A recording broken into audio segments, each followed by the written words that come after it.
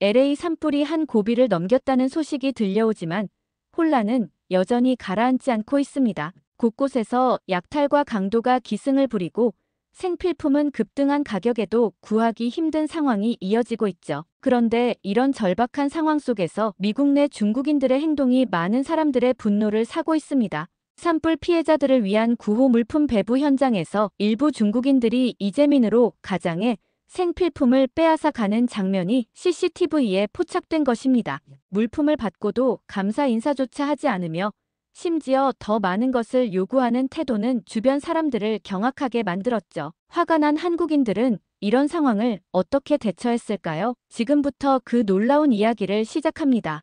영상을 시작하기 전 구독과 좋아요 부탁드립니다. 안녕하세요. 저는 LA에서 한인마트를 운영하고 있는 미국인 브라이언 맥킨타이어입니다. 한국에서 오랫동안 기자 생활을 하시다가 은퇴 후 이곳에서 한인마트를 운영하셨던 아버지의 가게를 이어받아 운영하고 있습니다. 처음에는 그저 식료품점일 뿐이라고 생각했습니다.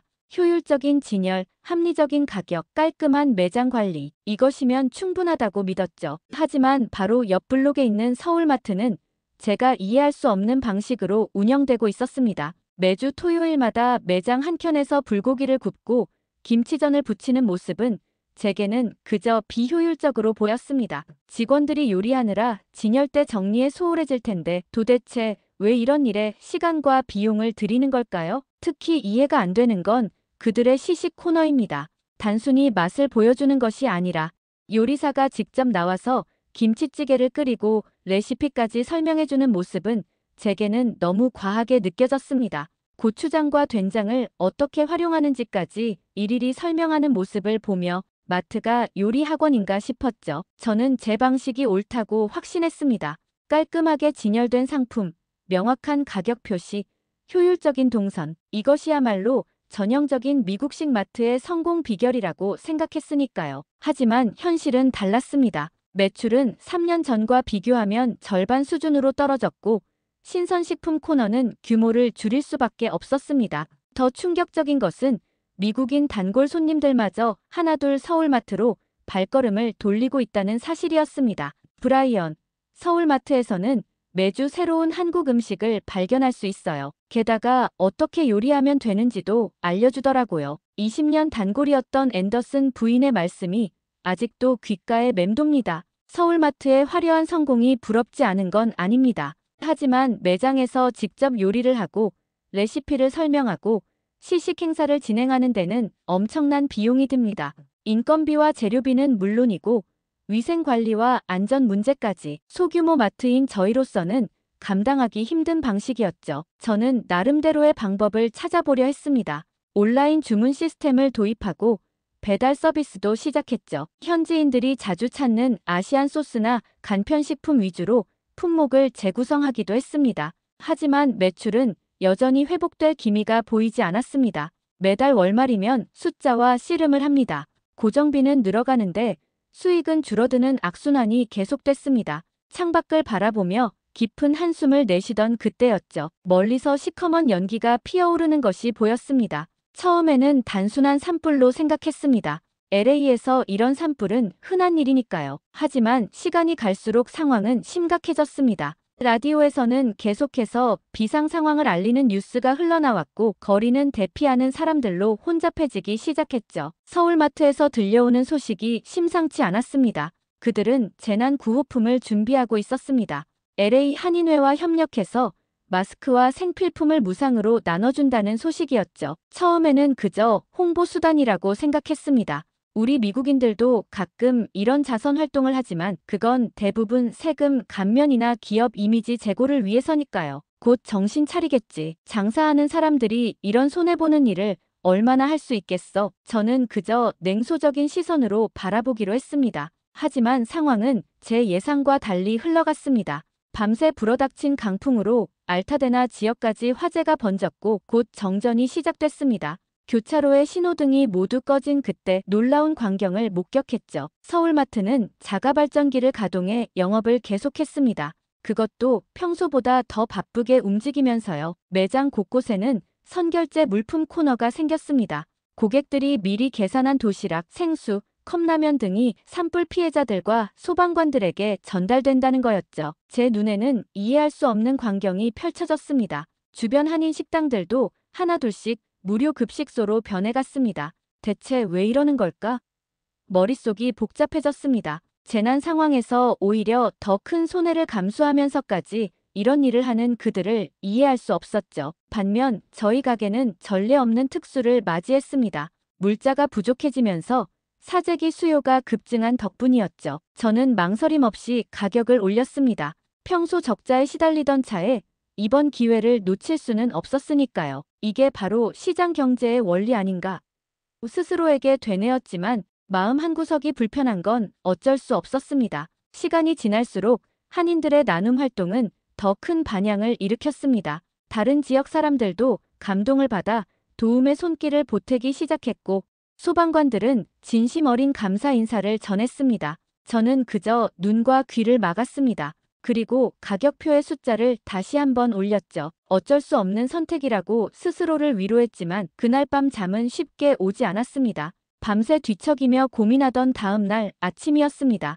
한인 커뮤니티 봉사자라고 자신을 소개한 미연 씨가 찾아왔습니다. 선결제 캠페인이라는 낯선 제안을 하더군요. 피해 지역 주민들을 위해 물품을 선결제하고 전달하는 방식이었습니다. 처음에는 그저 형식적인 답변만 했습니다. 네, 검토해보겠습니다. 사실 이미 마음속으로는 거절할 생각이었죠. 우리 미국인들에게 이런 식의 자발적인 나눔은 낯선 문화였으니까요. 설사 기부를 하더라도 세금 감면이나 홍보 효과를 기대하는 게 보통이었습니다. 그날 오후 점점 거리 주변은 으스스한 느낌이 들기 시작했어요. 가게 주변으로 수상한 사람들이 몰려들기 시작했기 때문이죠. LA 외곽의 산불이 도심까지 번지면서 치안이 불안해졌고 이를 틈타 약탈 행위가 시작됐습니다. 특히 우리 마트 근처에 편의점이 털린 걸 보고 정말 놀랐습니다. 경찰은 산불 대피 지원으로 정신이 없었고 도둑들은 점점 더 대담해져 갔죠. 심지어 일부 미국인들은 보험금을 타내기 위해 일부러 재산을 불태우는 경우도 있다고 합니다. 이런 혼란 속에서 한인 커뮤니티의 모습은 사뭇 달랐습니다. 서울마트는 물론이고 주변의 한인 식당들까지 질서정연하게 도움의 손길을 이어가고 있었죠. 처음에는 그저 홍보용이라고 생각했던 제 생각이 부끄러워지는 순간이었습니다. 아버지의 말씀이 떠올랐습니다. 한국인들은 위기 속에서 더 빛나는 법이야. 한국에서 특파원으로 계실 때 늘 하시던 말씀이었죠. 그동안 저는 그 말씀을 이해하지 못했습니다. 하지만 이제는 조금씩 그 의미가 보이기 시작했습니다.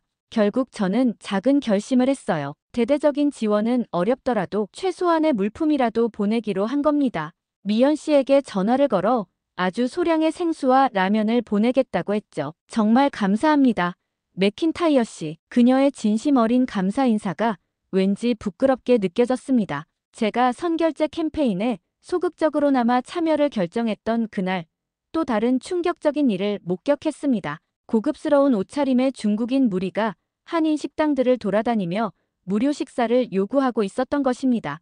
피해 주민이라며 도움을 요청하는 그들의 모습에서 어딘가 석연치 않은 점을 느꼈죠. 다음 날 그들의 정체가 드러났습니다. 실제 피해 지역과는 전혀 관계없는 사람들이었고 한인들의 선의를 악용해 이득을 취하려 했던 중국인들이었습니다. 심지어 일부는 무료 식사를 하는 척하면서 식당 내 물건을 훔쳐가기까지 했다는 소문이 파다했죠. 우리 가게에도 비슷한 일이 있었습니다. 명품 가방을 든 중국인들이 찾아와 피해 지원 물품을 요구했죠. 거절하자 불쾌한 표정으로 돌아서는 그들의 모습에서 진정한 피해자의 절박함은 찾아볼 수 없었습니다.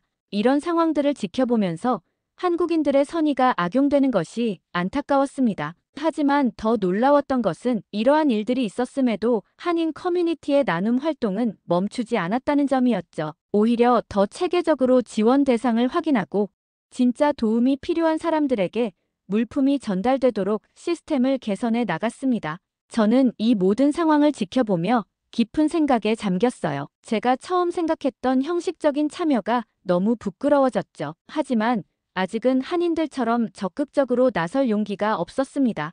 결국 약속했던 대로 소량의 생수와 라면만을 전달하는 것으로 그쳤어요. 그렇게 며칠이 지나고 예상치 못한 변화가 찾아왔습니다. 평소와 다름없이 가게에서 일하고 있을 때였습니다. 라디오에서 갑자기 긴급 뉴스가 흘러나왔죠. 패서디나 북동부 지역으로 불씨가 빠르게 번져가고 있다는 소식이었습니다. 처음에는 설마 하는 마음이었지만 강풍이 거세지면서 불길이 예상보다 훨씬 빠르게 퍼져나가고 있었죠. 순간 머리가 하얘졌습니다. 3살배기 아이를 키우느라 늘 잠이 부족한 아내가 걱정됐죠. 분명 낮잠을 자고 있을 텐데. 떨리는 손으로 전화를 걸었지만 신호음만 길게 이어졌습니다. 가게 문을 잠글 새도 없이 차에 뛰어 올랐습니다.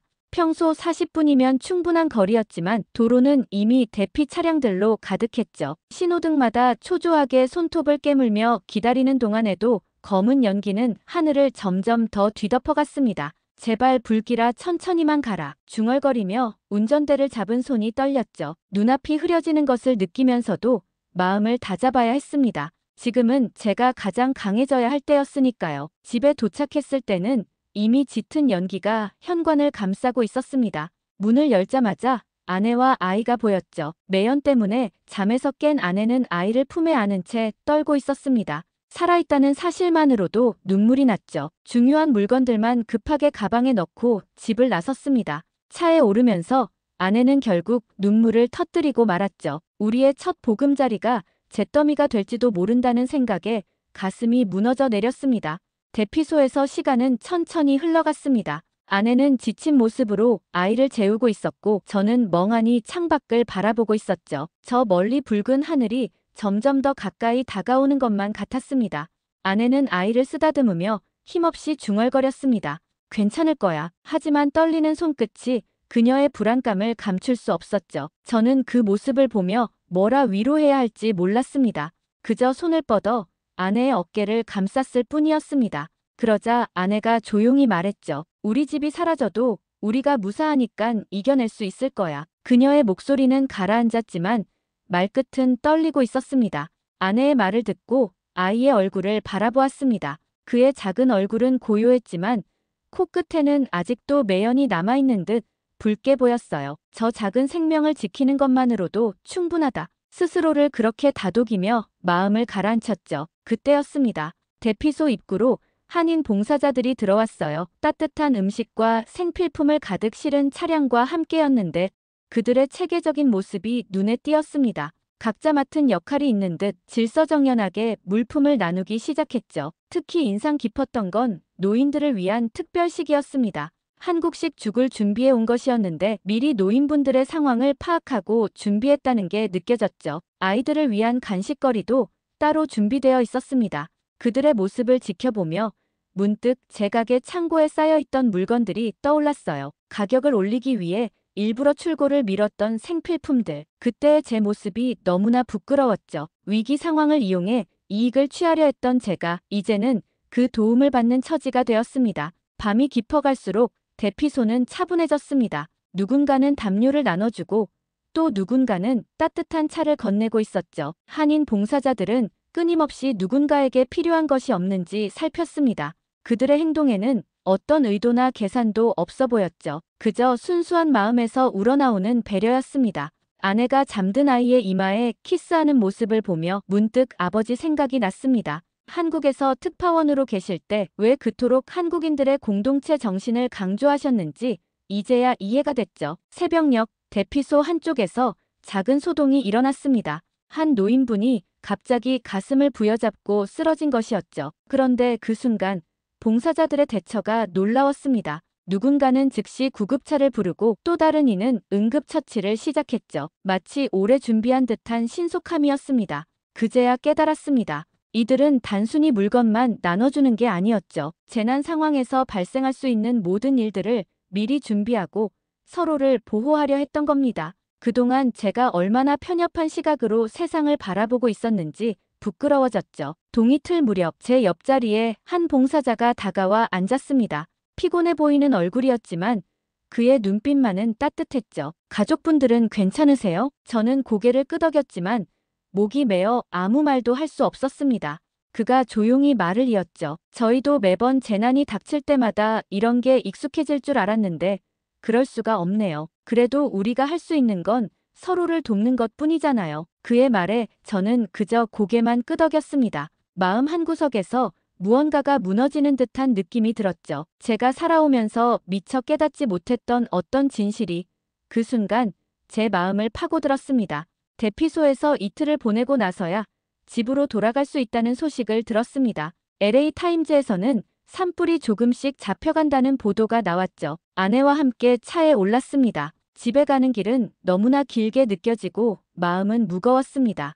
우리의 첫 집이 어떻게 됐을지. 패서디나 북동부로 향하는 도로는 한산했습니다. 대피 당시의 혼잡함이 거짓말처럼 느껴졌죠. 멀리서 보이는 하늘은 여전히 뿌옇게 흐렸습니다.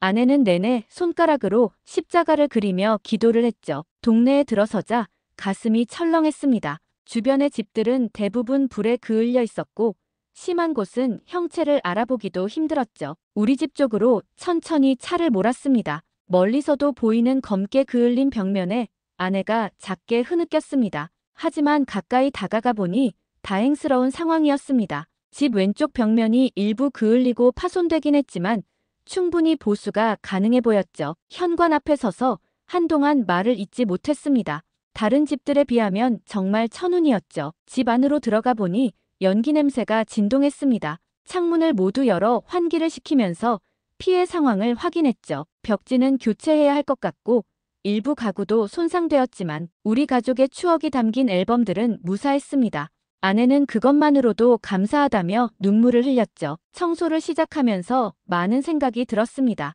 대피소에서 보았던 광경들이 하나둘 떠올랐죠. 한인 봉사자들의 헌신적인 모습, 서로를 위로하고 돕던 주민들의 모습, 그동안 제가 얼마나 이기적으로 살아왔는지 깊이 반성하게 됐습니다.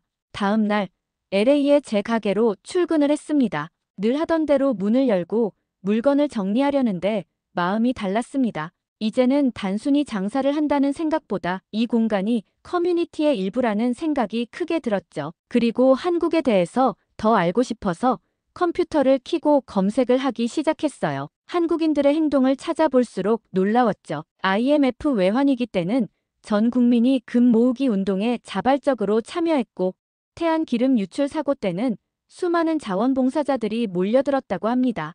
세월호 참사 때도 전국의 자영업자들이 장례식장에 무료로 도시락을 배달했다는 이야기를 들었죠. 특히 인상 깊었던 것은 92년 LA 폭동 때 한인들의 모습이었습니다. 폭동으로 한인타운이 큰 피해를 입었을 때 서로를 지키기 위해 뭉쳤다고 하더군요. 가게가 불타고 약탈당하는 상황에서도 한인들은 서로 도우며 공동체를 지켜냈습니다. 더 놀라웠던 것은 그 후의 모습이었죠. 폭동이 끝난 뒤 한인들은 더 단단한 커뮤니티를 만들어냈고 이웃들과의 관계 개선을 위해 힘썼다고 합니다. 이런 위기 상황에서 발휘되는 한국인들의 결집력과 회복력은 정말 놀랍더라고요. 한인 상인들의 경영 방식도 새롭게 보였습니다. 그들은 손님을 단순한 고객이 아닌 가족처럼 대했죠. 노인들의 건강을 걱정하며 음식을 골라주고 아이 엄마들에게는 육아 조언까지 해주는 모습이 인상적이었습니다. 이번 사건으로 저는 미국인과 한국인들에게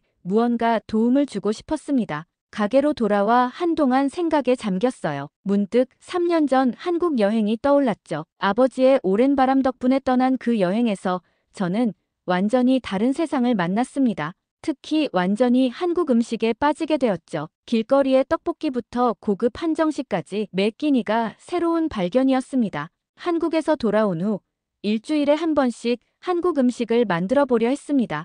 하지만 늘 실패했죠. 겉보기에는 비슷해도 그 맛이 전혀 나지 않았습니다. 된장찌개는 너무 짰고 김치는 절여지지 않았죠. 포기하려던 그때 아내가 한마디 했어요. 당신은 음식을 요리로만 생각하는 것 같아요. 한국 사람들은 음식에 마음을 담는다고 하더라고요. 그때는 아내의 말이 무슨 의미인지 생각도 하지 않았는데 이번 산불 사태를 겪으면서 그 말뜻을 깊이 이해하게 됐습니다. 한인들이 나누어준 도시락 하나하나에는 분명 그들의 마음이 담겨 있었죠. 이제는 제가 그 마음을 돌려주고 싶었습니다. 그래서 큰 결심을 했죠. 그로부터 한국인 직원 미란 씨와 함께 주말 이벤트를 하기로 했습니다. 매주 토요일이면 가게 한켠에서 다양한 한국 음식을 선보였죠. 처음에는 떡볶이와 김밥같이 간단한 것부터 시작했습니다. 한국 음식을 전파할 수 있다는 생각으로 너무나 신이 났죠. 반응은 폭발적이었습니다. 겨울에는 떡국과 만두를, 여름에는 냉면과 콩국수를 준비하면 좋을 것 같아. 등 이런저런 계획들로 너무나 행복한 제 자신이 약간 낯설게 느껴지기도 했습니다. 하지만 비용이 만만치 않았습니다. 식재료비도 늘었고 인건비도 이전보다 훨씬 많이 들어갔죠. 하지만 이상하게도 마음이 편했습니다. 이게 바로 제가 한인들에게 받은 도움을 갚는 방법이라고 생각했으니까요. 그들이 보여준 나눔의 정신을 제 방식으로 실천하고 싶었습니다. 놀라운 일은 그 후에 일어났습니다. 무료 시식회를 진행한 지 별로 지나지 않아 오히려 매출이 늘어나기 시작한 거죠. 음식을 맛본 손님들이 재료를 구매해갔고 한국 식품에 대한 관심도 커졌습니다. 특히 젊은 손님들의 반응이 뜨거웠습니다. 한국 드라마를 보고 반한 음식을 직접 만들어 보겠다며 레시피를 물어보는 일이 잦아졌죠. 미란 씨는 그런 손님들에게 요리 비법을 하나하나 친절히 설명해 주었습니다. 때로는 즉석에서 시연도 해주면서요. 이제 저희 가게는 주말이면 작은 문화 공간으로 변화되었습니다.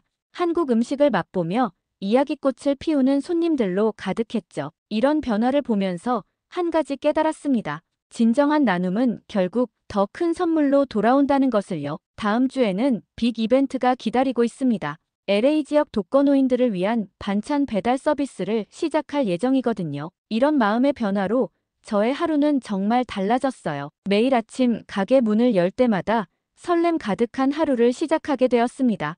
오늘은 또 어떤 이웃과 정을 나눌 수 있을까 하는 기대감으로요. 이제 저는 압니다. 진정한 성공이란 매출의 숫자가 아닌 얼마나 많은 이들과 따뜻한 마음을 나누었는가에 있다는 것을요. 그리고 그 따뜻함 속에서 제 삶도 더욱 풍요로워지고 있습니다.